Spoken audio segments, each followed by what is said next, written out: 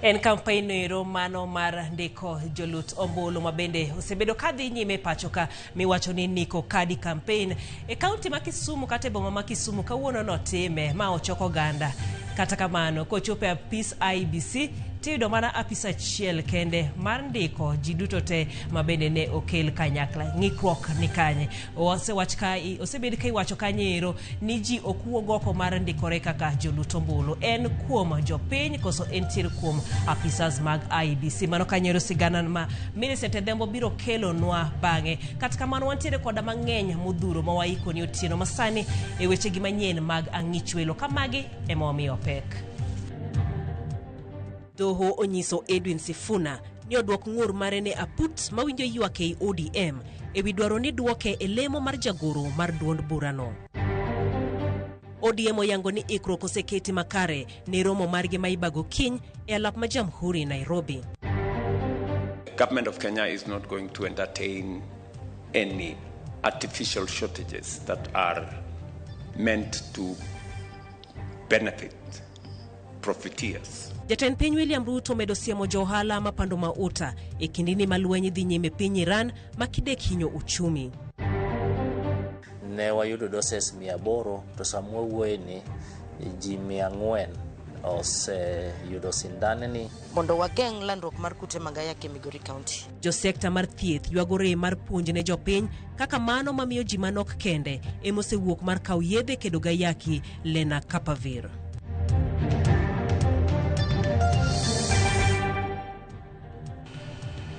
Machiegni akwayi ni mondo ibed kodwa nyaka giko mar weche gi manyien mag ang'ich welo. Nyinga Jael Lieta, jaloko marwa en Belinda Phillips. Mana kaka pile waroko ote magi kokale lai maro mar ote machok ma en 23600.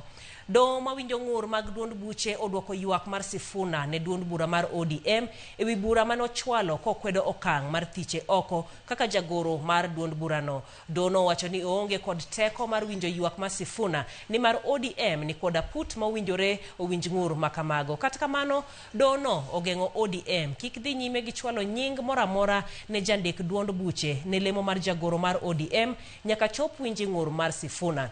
Kaka Efi Nyakidilero, ODM to koni gidhi nyime gi ikruok ne romo margi miluongo ni NDC madhi timore e alap ma Jamhuri bore Nairobi odiochieng' makiny. Eng'eto mare kawuono, doho mochung' ne winjo ng'ur mawuok e duond buche Political Parties Dispute Tribunal owito oko buch Sifuna mane ochwalnegi kotenore kod okang' mar kuku mar ODM thiche oko kaka jagoro maduong' mar duond burano. Kata kamano gimiye fuong'ruok ni mondo winje gi aput manono ng'ur ei ODM. Achiel kuom weche ma doho no omiyo pek en fwenyo kapo nono okang' mar thiche oko Sifuna notim e yor chik. Gino ma gichiwe duoko ka gilero ni gionge kod teko ma winjo bura makamano. Kaluwore gi Sifuna, kuku matend ODM nokomiye thuolo makare mar chwalo ywakne kendo nokochwalne ote ewi dwaro kod chako kang' mar gole kaka jagoro maduong' mar ODM. Doho owacho ni Edwin Sifuna kod duond bura mar ODM olalre yor tieko gwandruok makamano kokadhe aput mawinjo ng'ur mar ODM kendo ta chenro no kaluwore gi chike duond burano. Kata kamano, gichiwo chik madino ne duond bura mar ODM chwalo nying moramora kaka jagoro mar ODM ne duol mochung' ne ndiko duond buche pachoka. Sifuna nothichoko kaka jagoro mar ODM tarik 11 dwe mar 2 higani tok romo mar kuku mar tend duond burano e boma ma Mombasa kendo kare no meja lupne Catherine Omanyo e yor kojolo. E yote margi ne ute fwambo, duond bura mar ODM oyango ni gibiro luwo chik mochiw. Kata kamano, mano ok bigeng'o chenro mag duond burano mane osechan ahinya to romo moyiedhi mar NDC. Romo makamano ODM oyango ni biro dhi nyime kiny e alap ma Jamhuri tich abijni. Efi Nyakidi, Ramogi TV, Nairobi. Komachielo jatend piny William Ruto oyango ni lweny madhi nyime kind Amerika, Israel kod Iran nyalo rocho uchumi mar piny to ahinya kaluwore gi okang' ma Iran okawo mar loro rogo mar nam miluongo ni Strait of Hormuz mathothne meli luwo ka chwalo mwandu e kind pinje. Ruto kata kamano owacho ni sirkal oketo okenge mag geng'o midhiero ma lwenyno kidek kelo. Jatend piny bende osiemo kembe mag mauta madibed ni nigi riekni mag pando mauta mondo okel nok mar mwanduno pacho kae. Kolose kinde rwako pacho wacho jatend piny Mozambique Dan Chapo e kar jot mare ma Nairobi. Ruto owacho ni ka weche odhi matek to nyalo chuno ni sirkal oti kod riekni mamoko e reso midhiero mar mauta.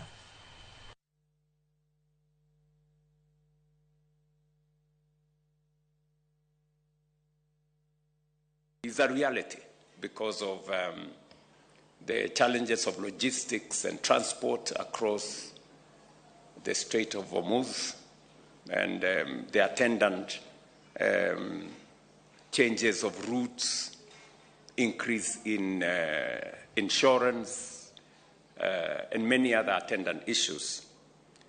We are working as a government to see how to mitigate and reduce the effects of the challenge we have in the Middle East. We have also been very clear to our oil marketers and those who have storage capabilities that the government of Kenya is not going to entertain any artificial shortages that are meant to benefit profiteers.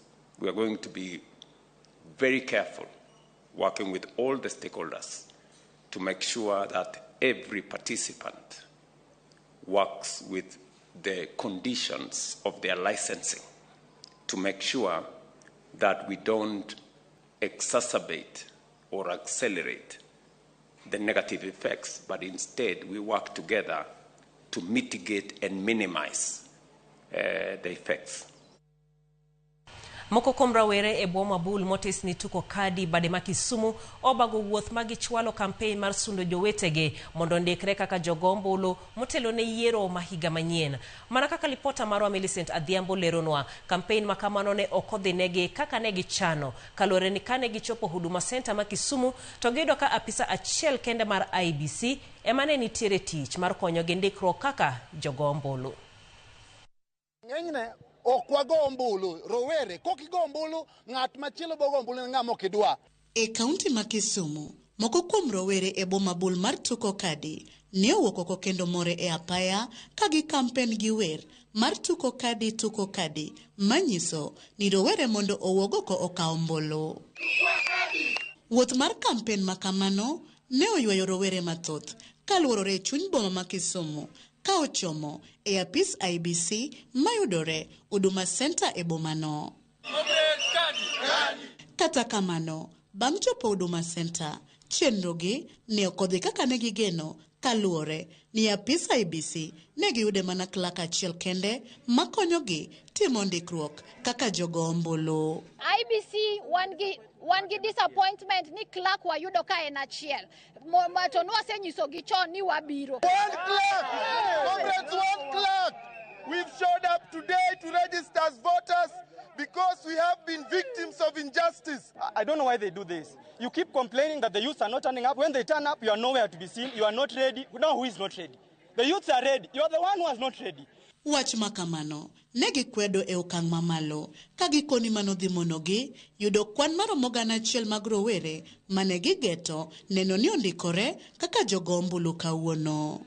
And I am worried that by the close of business today, some people will not be registered. We must be given justice. Hata kama wataongeza clerk usiku, tunawangoja tutakesha hapa. Rowere go wacho ni osebed ka itiyo kodgi marach kendo irocho ratichgi kinde rombe mopogore mag siasa. Bang'e to dwachgi kod mag jopiny ok chopi. Omiyo gijiwo rowere duto mondo neni owuok oko mar kawo ombulu mabiro konyogi yiero jatelo magidwaro chop yiero ma 2027. Achiel kuom gimomiyo wadhi mbele gi initiative ni and the type of injustice ma waseneno kaka rowere. Waneno ka jotelo ma wayiero ni dio ko kacha ni mondo gitinwa gidonja donga ni gin ige mageng'eyo to wan kaka jopiny ok ging'e wachwa. Sani pitero ji 2027 wacho ni Kenya ka wane mwayiero jatelo. E kinde ma ijiwo oganda mondo wuog oko odhi okawo opande mekgi ma osewuok.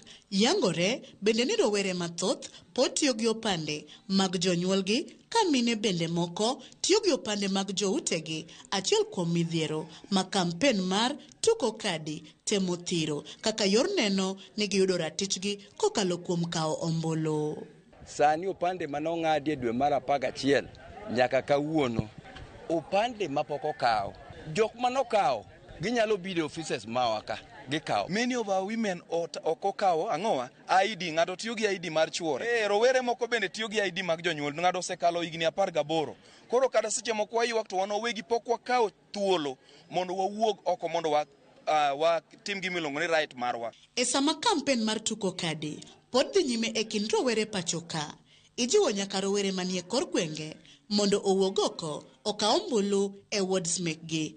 IBC bende ijiwo mondo osiro kanda e tijgi ka gitiyo kanyakla kod rowere mondo kampen mar Tuko Kadi ochop kare. Millicent Adhiambo, Ramogi TV, Kisumu County.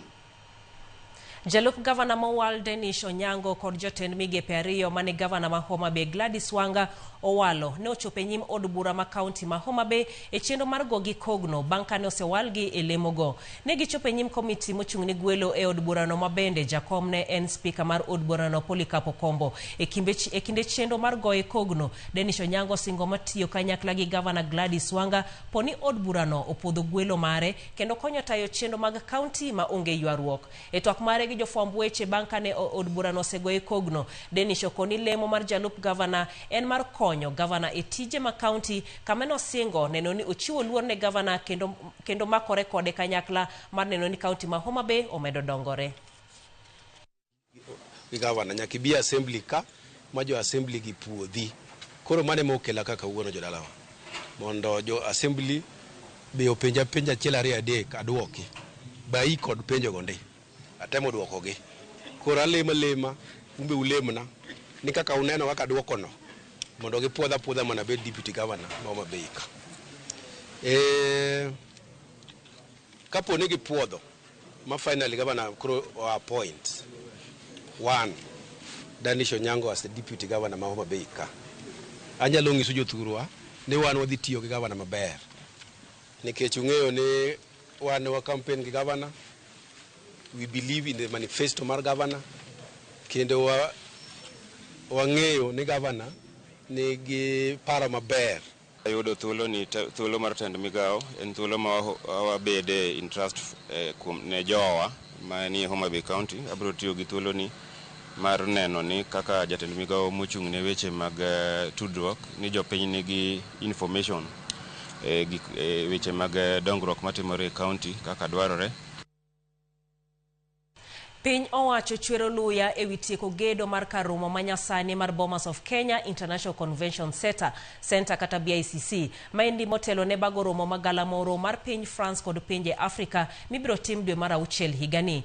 Gedo no madhi muonyo bilion 42 e tielo mokwongo itayo kod kambi mar China Roads and Bridge Corporation e bwo migawo mar lweny. Kaka jafwambo maro Chris Owino leronwa, jod bura kata kamano onyiso luoro mage ni dweche ariyo mabiro ok dhi romo mar tieko gedo mar Bomas of Kenya karomo madhi bedo karomo maduong' mar ariyo e kind pinje mag Afrika kotiek gere. Migawo mar lweny sani koro ringo ng'we arititi mar tieko gero karomo manyangafu mar Bomas International Convention Center BICC kapok ochopo dwe mar 6 gani. BICC madhi bedo karomo maduong' mar ariyo kind pinje mag Afrika pod gedo mare ochung'e atamalo 35 kata odoko ni jatend piny William Ruto to ne osingo ni gedo mare dhi rumo dwe mar 4 gani kendo bago galamoro maduong' e kind piny Ufaransa kod pinje mag Afrika dwe mar 6 gani. We don't have a major high-level world-class convention center as a country as we speak. The last one we had was KICC. KICC is still there. But you and I agree, KICC now is not to the level where the country should be. Jagoro mongirore migawo mar lweny Dr. Patrick Mariro kata kamano onyiso geno mare ni karomo mar BICC idhi tiek gero e bwo dweche ariyo mabiro ka olero ni jotich tiyo odiochieng' kod otieno mar chopo singo ma jatend piny. I think the president has committed himself that the Africa Flan Summit will happen in Nairobi. Nairobi, yes. And he has instructed it to happen in Bomas. For us, that instruction is not vague. It is clear. It is certainty. If it means, in fact, we have done with the contractor, if it means increasing from 2,400 to 3,000, I can commit here to you, Bomas will be ready to host the convention center in June. That instruction is given by the commander-in-chief. We'll work backwards. Anything that we need to do ourselves as defense, we shall do, and we are doing that.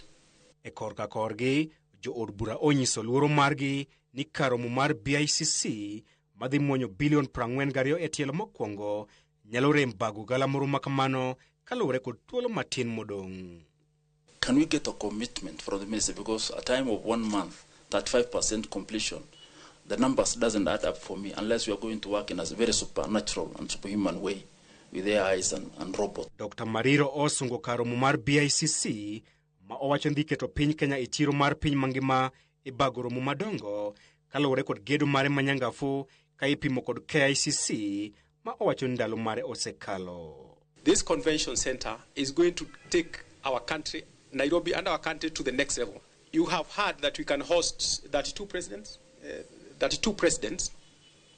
KICC cannot. 32 presidents at a sitting. A convention center of 11,000 people seated together, and many other things. It's a major, major issue, and it's going to contribute to our country if we can host these meetings at that high level. Chris Owino, Ramogi TV, Nairobi. Sigana ma Chris Owino ne makoro terowa e yuyo mokwongo mar weche gi manyien mag ang'ich welo. Antiere koda moko kuom ote magi mabende osedonjora kendie. Mano George Mboke Akaya iwacho ni jotelo oparo were nikech iwacho ni gine sirikal mabiro ma 2027.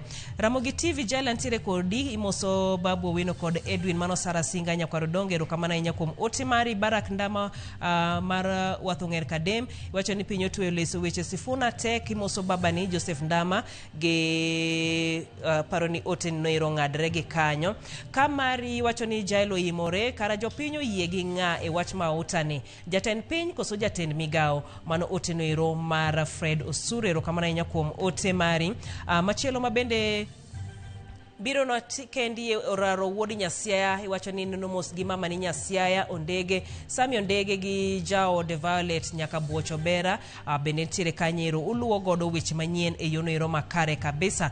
Ero kamara inya kuom ote mari Martino Chien kawuok Rueya iwacho ni mana ote mag ng'uono ochopne jogo e kod duto te mag kanisa ma CA.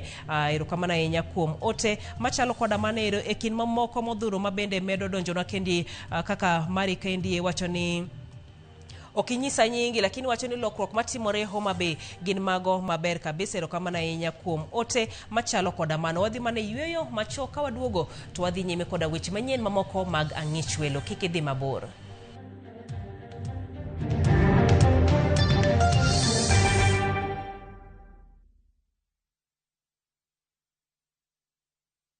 Imagine this, just the sound of waves and your children's laughter carried by the ocean breeze.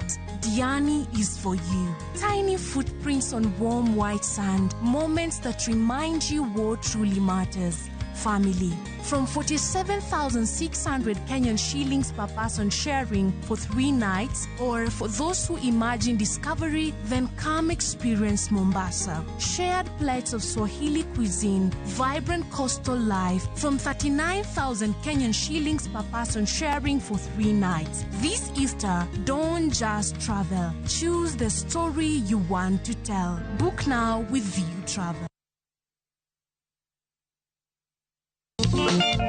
Ticha Beach ni chenro mar ng'ejo thumbewa oterowa nyaka Rakwaro e kaunti ma Homa Bay. Tina biro mamida wadawa mama pole. Tina biro koro kech kayo mama pole. Kama wamenyo e sigand Jabenga mano umo piny gi ngolo mapek mar Tina biro e bwo bandgi mar Super K Rangers. Hamans Dinda Jaweta Jakanyo manogocho gi Super K Rangers kod Kawere Boys Band. miyowa sigande mar thum kaka nochako kod joma notiyogo machalo kaka Aloja Rapedhi kod Omondi Yela Yela. Nitie wach achiel e thum. Nitie chieng' mo Mangode noterowa ka juoka. Mano no obede chunya mana wacho ni to kare ka kibire to nyaka idonj kama chalo kama. Kochakore sa 2 okinyi, kasto wanuoye ngeso sa 5 okinyi e Ramogi TV. Kitai gi Solomon Atito Kafaya.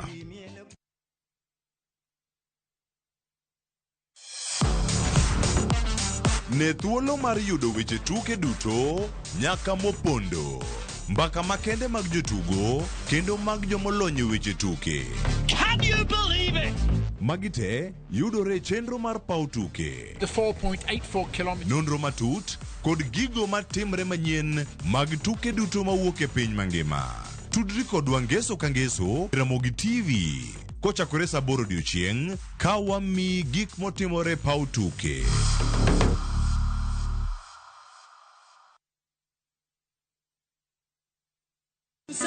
E ndalogi mag tweyo, tich abich ka tich abich, Ramogi TV mi thuolo mar paro matut kendo wuotho gi Kristo e yor msalaba, kaachiel kod misa matakatifu. Biuru mondo walem kendo wawuoth kanyakla wuodh msalaba.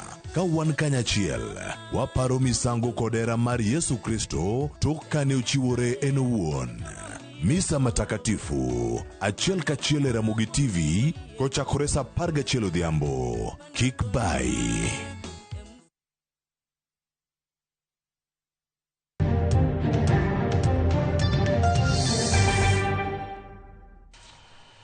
Machiegni kendo, komiti od bura mar Senate mochung'ne weche apeyni ochopo nono chal mar alap mandeke ma Wilson Airport bang' masira mandege oneno juma mokalo. Ndege manoting'o Senator ma Vihiga Godfrey Osotsi e kind ji mamoko. Ng'urno nyiedhore e wi rach ma Wilson kendo koso bedo kod rang'eny makare monywando onge mateni, tipo mag wang' dede kod masinde mag nego mach koponi mach omuoch koda kar thieth mar uya e kind mamoko. Walter Nyambaga nigi ler mathoth. Judito mag duol mochung'ne pewe ndeke Kenya Ports Authority kata AA to kod duol mochung'ne chenro mag wuodhe mag ndeke KCAA oyudore tago maliet e lwet komiti od bura mar Senate mochung'ne wuodhe kod ndara mane ochopo timo nonro wi chal mar alap mar ndeke ma Wilson Airport. Ma otimore bang' masira mar ndege ma juma mokalo mane oting'o Senator ma Vihiga Godfrey Osotsi e kind ji mamoko Wilson kendo kelo ng'ur mathoth kalure kod rem bedo kod thieth mar uya, teyni kata wang' dede kata CCTV e kinde ma koth bende ne bobni. Senate dwaro duoko kowuom KAA. That pilot, the lady pilot, is actually the one who saved our lives, not the airport. It is the lady pilot. What she did is that when she noticed that we are on the runway and the flight is jumping up and down, and it could have an impact, she struggled to get the aircraft to the field. Nyim komiti mar Senate, duol mar KAA to kod KCAA oyango ni ndeke machopo Wilson jabaro mana kalure kod koth mapek kod oula, to kod ka ndeke dwaro modho mo. Bende ofwenyore ne Senate ni alap mar Wilson onge kod teyni mabeyo matieko mudho e alap ndeke no. Bende masinde mago manego mach to kod kata mana kare yudo thieth mar uya bende onge.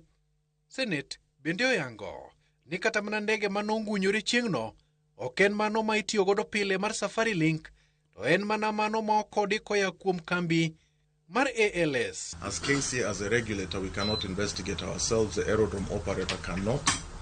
The accident investigation department is going to now get to the bottom. We were in that field for 30 minutes, and it's raining on us. And there is no single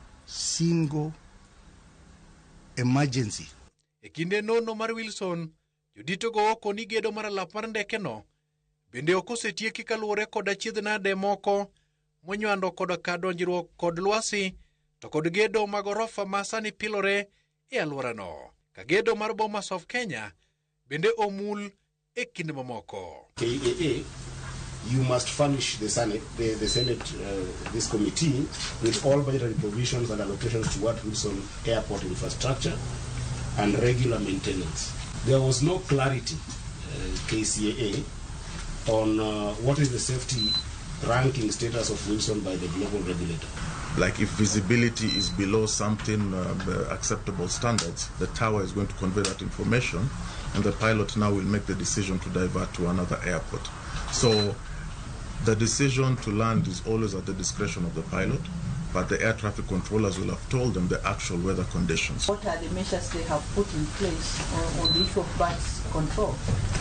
Wikopo ni Wilson chal marach kamanok ne kech ohala moko podhi mikalo godo. Kata osike mag chombo mag mibadhi, komiti no koni koro nyaka koro gitim nonro margi. Malach. You wait list for a certain time, your aircrafts could have been undergoing maintenance, and they're out for an extended period, and you have a certain gap that needs to be filled. So it's permissible by international law to lease aircraft from different operators as long as they've been certificated as an airline. Jakom komiti mar Senate mar wuodhe kod ndara Eddie Okech ochiko sekta mag wuodhe 7 mondo ochopi nyim komiti no tich ang'wen manyien kod duoko makare ma ok olewo. Walter Nyambaga, Ramogi TV, Nairobi. Ogai mar DCP Rigathi Gachagua omedo jiwo rawere mondo wuog ondikre kaka jogombulu ne ikruok ne yiero mahiga manyien ka gin gi lek mar gole telo jatend piny William Ruto. Kolo sekinde yawo chenro mar ndikruok e gwenge ma Madhira e kaunti ma Nyeri. Gachagua nyiso rawere ni ombulu ema dhi miyo gi teko ka bende osingo keto tesre jotelo masiro William Ruto e alwora makono kogeno ni jopiny dhi duoko gi pacho. Gachagua wacho ni ageta mar rawere milion 6 ema dhi kelo lokruok e tend Kenya.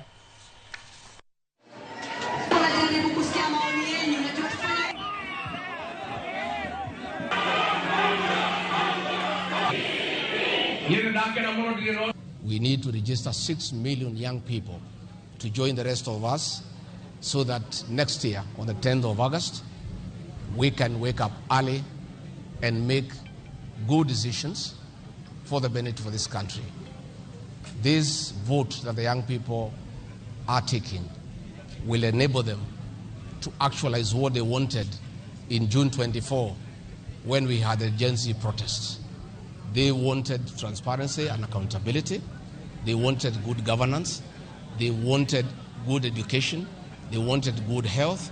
They wanted a country that is governed by the rule of law. Nonro motim ne ringre ji manyocha okuny oko e Burliel moro Kericho oyango ni nyithindo 4 nyocha tho kokalo e hinyruok e wiyegi. Laktar ma en jabero ma sirkal Dr. Richard Njoroge oyango ni ringrego moko kuomgi nosechako kethore e rang'iny mopogore opogore. Nonro otim ne ringre nyithindo 25 manyocha yudi ringregi e Burachiel. Nyithindo 10 bende nenore ne gin mago mane otho kokalo e nyuol ka kinde gi podi. Ringre ariyo laktechego ne ok nyal yango gima okelo thogi ka kit chwech mag nyithindo 7 bende ok oyangi. Ringre ji 8 madongo ichano timnegi nonro margi kiny.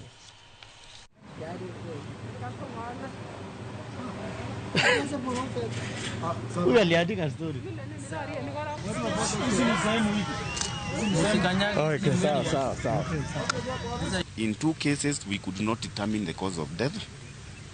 Prematurity as a cause of death we found in 10, and then some sort of head injury we found in 4. So that again makes it a total of 25. Tomorrow for the remaining 8 bodies and the other body parts. So for today we have finished with the children. So tomorrow we start with the adults. So we'll hope we can complete the exercise tomorrow. Jogo matimo ohala mar lando ndawa e mbui nyalo duoko penjo mag chik poni oloki chik ma higa 2007 mano Tobacco Control Act kaluwore gi paro mar jokanyo mag thieth na kada kod apisas makedo ne ratiro mag oganda. Mae bang' chwal paro mar loko chikego e romo mobag kod nakada Nairobi, romo mabende oyange ni higa ka higa maromo ji 10,012 wito ngimagi kaluwore gi tiyo kod ndawa. Ranyisi ni odiochieng' kodiochieng' Kenya wito ji 33 matiyo kod ndawa. Ripodno bende omenyo kaka kembe nyayo landruok mar ndawa e mbui. Judith Omondi ni kod mathoth. Ndawa kuom higni mang'eny osebedo moko kuom yedhe ma osemeny ni keto ngima jo Kenya kama rach ahinya to ne rowere. Kaluwore kod ripod nakada higa ka higa, Ma ojo Kenya 10,000 wito ngimagi nikech tho mikelo kod tiyo kod ndawa e yo achiel kata moro, kwano makelo penjo mathoth e wi kaka inyalo duoke piny. Kawuono e romo ma okelo kanyakla apisas ma opogore kama oriwo mag Nakada omeny ripot mar nonro mane otimie kind higa mar 2025 dwe mar 9 e wi kaka mbui osebedo kanyayo landruok mag ripode ndawa, gino ma ichichgo ni medo kwan mar ji matiyo kod yedhe gi malo. Ripodni yango ni 78% mar rowere ma Kenya koni landruok mar ote maloso e wi ndawa e mbui lombo wang'gi kod itgi, ka nonro bende yango ni 50% mag ji matiyo kod ndawa iliro itgi e mbui. First, looking at the patterns of social media consumption, as already mentioned that we're currently experiencing technological evolution, and there's high social media penetration. Staggering 79% mentioned that several times a day they are on social media platforms, and once a day, several times. Jolony gikoni ripode ma iketi e mbui, ndawa iwicho mo kaka yath ma ok keth ngima dhano, gino ma gikoni en miriambo kendo wito jopiny. In terms of other cases of tobacco industry interference in the country, we have misclassification of nicotine products to avoid regulation, sometimes passing them through the Pharmacy and Poisons Board just to appear like they are safer products. In terms of misclassification, sometimes even ensuring that as they come into the country through other borders, they are not declared properly. Then continued advertising, despite the ban on tobacco advertising, promotion and sponsorships, especially online advertising and even availability of these things online. Akoro gidwaro mondo mi olok chik mar higa 2007 Tobacco Control Act e pende mamulo lando weche ndawa e mbui. Strengthening the legal framework, amend the Tobacco Control Act, also introduce clear disclosure requirements for paid partnerships, strengthen digital monitoring. Poni olok pend chikegi, to ji ma itiyogo e lando ndawa e mbui biro duoko penjo e yor chik, poni giwacho miriambo malombo ji e tiyo kod ndawa. Judith Omondi, Ramogi TV. Maromo ji 400 e kaunti ma Migori osekawo sandan ma ichwoyo dereyo e higa mar geng'o gamo kute mag ayaki. Yath motisi ni Lenacapavir nyaka nyocha chenro mar chiwo yadhno chakre jumbe 2 mokalo. Moko kuom jokanye sekta mar thieth neno ni kwano ok ni malo ahinya kaluwore gi rem e chiwo puonj moromo ne jopiny e wi berne. Jafwambo marwa George Juma miyo walerno. Jumbe 2 mokalo migawono mathiedho e kaunti ma Migori Kautenre kod migawo mathiedho e piny owacho mamalo ne ochaka yanga chenro machiwo sandan mar yath mar Lenacapavir men prep ma ichwoyo ng'aderie e higa mar geng'o landruok mag kutego mag ayaki e kaunti ma Migori.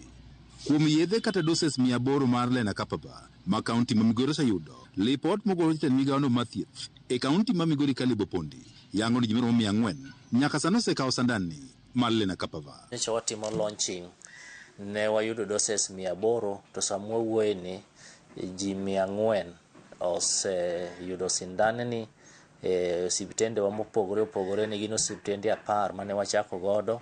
Kada bende jokanyo moko e sekta mar thieth neno ni kwanni pod ni piny. Jatend migawo ni mathiedho e kaunti ma Migori Caleb Opondi wacho ni bedo ni gisechiwo nus mar yedhe mane omigi nyiso ne gisego okang' maber. Ji mosewuok ahinya gin joma hikgi okadho 20. Kano ng'iyo statistics gin joma hikgi okadho 20, aparo ni gin joma bedo ka are sexually active, kendo wageno ni namba ni biro dhi malo ka wamedo land. Waneno ni ober nikech okelo yot moloyo prep mimuonyo pile odiochieng' kod odiochieng' chande. Koro wakwayo mondo stakeholders te o converge urgently, ma en gima urgent nikech kwang'iyo kata commodities manyocha okele Migori County negi thin to pok gibedo exhausted. Moko kuom jokanyo sekta mar thieth wacho ni bedo ni puonj pok otim malong'o ne oganda osemiyo jogo mang'ae gam kutego mag ayaki pok owuok oko mar kawo yadhni. Wasetemo kwatiyo kod nyamrerwa magwa e gwenge mondo osambasa wachni kuom ji, ahinya youths kata joma tindo ma hikgi chakre 15 nyaka 25. Wayudo ni gine magiyudo kutegi piyo kabisa. Kwanyalo redistribute drugs gi osiptende mamoko, kata kwanyalo timo puonj ma information nyalo chopo nego jo community mondo ng'e ber mar tiyo gi len mondo wageng' landruok mar kute mag ayaki e Migori County. Director ruogno mar Fragile Initiative, Diana Rose, wacho nego chiw puonj ne oganda kaka yadhni tiyo godo kod jogo ma onego kaw yadhni, mowacho ni en yath mabende ka okete tim makare to dhi konye geng'o landruok ma kutigo mag ayaki. Ng'eyo kata puonj kata knowledge ni piny kabisa, because seche magini nokel kata obedo rolled out e county marwa nokotim prior sensitization ni communities monego bed ni tiyo gi commodity ni. Bende dwaro nitiere ni kuondego ma ichiwo yath Marlena Kapavani koro bed machiegni kod oganda mondo jogo ma ng'aw yot e yudo yadhni. Osiptende ma ichiwe commodity ni kata michiwe len gin osiptende ma ng'eny key population ok gin comfortable godo, nikech ka waparo seche makoro ni igolo diocese kata dropping centers mondo gibed integrated e osiptende mag sirikal, process ni notimore mapiyo sana. Koro mondo jogi ne bed comfortable gi osiptende mang'eny gi eki nok yot, to bende pod ok yot nyaka sani. Kaunti ma Migori geto jogo mang'aw e gamo kutigo mag ayaki kod yadhni moting'o rawere ma e kind higni 15 nyaka 24 ka lipot yango ni 50% mag jogo magamo kutigo mag ayaki manyien e kaunti ma Migori gin rawere e kind higni 15 kod 24. Kata bed ni yadhni Marlena Kapava nyaka sani koro skelo geno e kedo kod landruok ma kutigo mag ayaki pontie gete mathoth ma bende oganda koro pod ywago ka gombo maduong' en ni mondo koro ket lai makare mane yadhni koro yudore ne jogo eko mader mondo koro ti kode e geng'o landruok ma kutigo mag ayaki. George Juma, Ramogi TV, Migori. En mana jip ne oganda mondo wuog oko mondo okaw yadhno, en mano mabende osebed kichwale counties mopogore opogore. Komachielo kweth jo bodaboda mawuok e ward ma Game East kar chung' od bura mar Rangwe county ma Homa Bay koro chako chenro mar siro sekta mar somo ka gichulo school fees ne jopuonjre mawuok e familia mok nyal. Kuom ndalo mang'eny sekta mar bodaboda osekaw kaka sekta moting'o jonjore, kendo ma ema koro omiyo kweth jo apiko mar Rangwe owuok mar kete lela ni sekta no bende nyalo konyo e jiwo weche mag somo. Tend bodaboda ma East Game Ward bor riwruok margi mong'ere kaka Kalango Bodaboda Youth Group ne ochako gi solo gana achiel kuom jokanyo magi, kendo gisebedo ka gisolo omenda dwe ka dwe makoro nomiyo giyudo omenda mar siro somb jopuonjre 32 masomo e skunde mag sekondar, mbalariany kod kuonde tiegruok mamoko. Wang'o winjo duondwa kama wantiere mondo mi wa support e yo mowinjore. Midhiero mane wapitia ni wanwang' ka samoro riemb nyathi to janyuol kelo report ne jakom nyathi no riembi to en mana dala. Yo mane nanyalo konyo gi ne onge, nikech ne waonge kod agulu moro mana nanyalo chwoyo lweta mar mondo mi nakony nyithindo machalo kamano. Mane momiyo ne wabedo piny kaka joka ng'ato mondo mi watim koro watimoni. E kinde mang'eny wan jo bodaboda osebed kochawa, koro wadwa loko nying mar achayano kabe gima ber nyalo wuok kama ji ochayo. Mane omiyo ne wachako mondo wagol basari kuom choko marwa kaka group. Wayudo ka nyithindo yudo basari nikech nyoro chien ne wadong' chien kaka jo bodaboda sekta. Pile pile nwaneno kiwacho ni ja bodaboda nyalo ang'o. Okariemb pikipiki to an e sekta mar pikipiki, omiyo amor gi chenro ma kawuono Nyasaye oyie mondo mi watim. Ne gibet piny kendo gineno ni mondo gisol pesa. Miyo odiochieng' ma kawuono wadwa chulo ne nyithindo 32. Wan kaka wariembo apiko, wagombo ni nyithindwa be kiny kik timre nade, kik riembo apiko. Kamano kaka jakom, ago erokamano nikech jo Kalango, achiel kuom grube mar Rangwe moseng'isa kido maber mar dongruok kata gik mantie.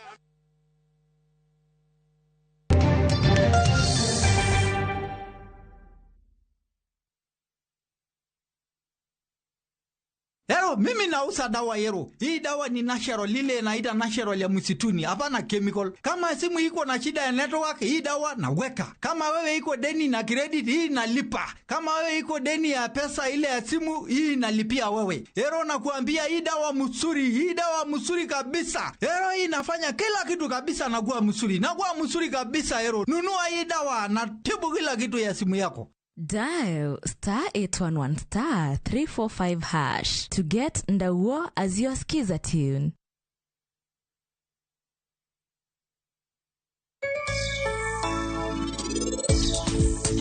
Koro owalani okrach nikech during midterm and end term owala ber nikech skunde nyaka tim penj to wan gi skunde ma nyaka kaw penj kuom wakae.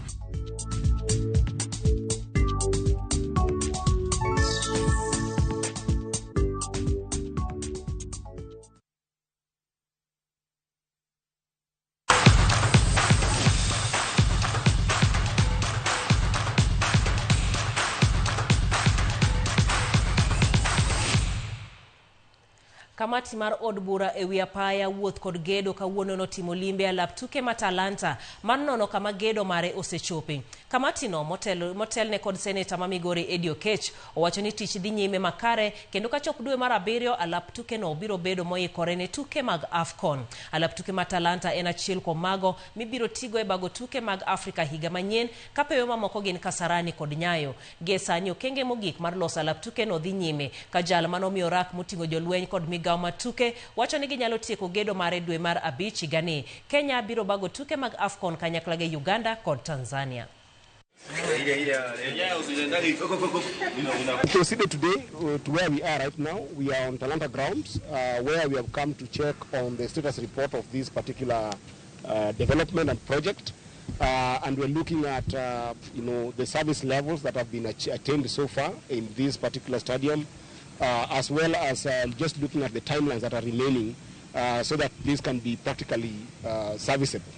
And we have established here that the contractors that are on site and the leadership that is here, part of them from the military and part of them from the Ministry of Sports, are indicating that probably this stadium will be accomplished by May, but realistically the utility will start being more realistic around July. Kaka yo mar yango dongruok mag jotugo mantiere kod rang'eny mamalo ewi jotugo wetegi e tuke mag golf e Afrika. Riwruok matayo Golf Africa ochako chenro mar miyo rang'eny jotugo mabeyo mag golf e kind rowere. Chenro manyien ni ochakore ayanga e sechegi ma tuke mag golf mag rowere Afrika dhi nyime magawa ma Windsor, bore Nairobi. It's exciting to finally have a ranking system in Africa. I think historically we've always relied on foreign ranking systems. So I'm happy with the initiative. I'm excited to be a part of it and eager to see it take off. So very good initiative. I think we do, and it starts with rankings. So part of what EAJGR is doing, I think, is the first step. Getting those international rankings, getting these juniors to play more events, getting them to compete against each other, that sets the scene for the international stage.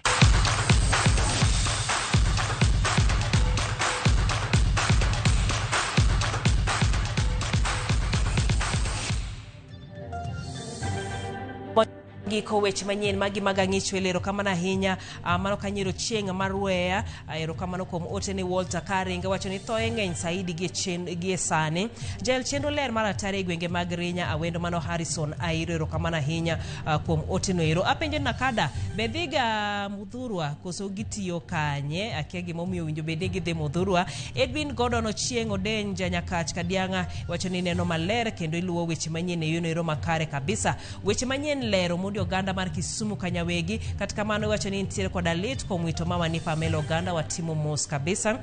Oganda Junior ineno Ramogi ntiere Kibogo joma pando mo onego kaunegi okanga mager. Jael Anyar Gikoyo imoso joka Noah Sati mama ni Miriam Markano togi joka Joash Sati duto te adhiambo ka wuok bondo erokamana hinya wacho ni imoso mama ni Cyprus Ogunyo mondo kawane Musa Magi wangwa wegi kanyo warada kochopo sa 3 mar otieno kuma bende wadhi bedo koda twak maro majuma ka juma mar mine wacho kawuono wadhi bedo koda women rep ma Migori County Fatuma Mohamed kentiere koda penjo ahinya yiwe cheno maga dongruok kod siasa ma Migori County inyalo chako chwalo gi chon warad Sadek nyinga Jail Lieta Janoko marwa osebedo Belinda Phillips.